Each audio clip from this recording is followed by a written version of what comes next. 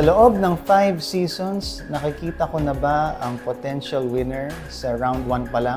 My answer is no. Anything can really happen in the show. Jenny before, galing siya sa flashback and then siya pa yung nakaabot sa finals. Pero as fate would have it, Jessica would still win. Yun yung mga magagandang kwento na lumalabas dito sa The Clash. Na you can apply to your life as well. You can be down one moment, fight back, and fight again. Sa totoo lang, nag-iiba-iba sila per round. You will be surprised, hindi lang ang audience and kami rin, na, oh, biglang gumaling si ganyan.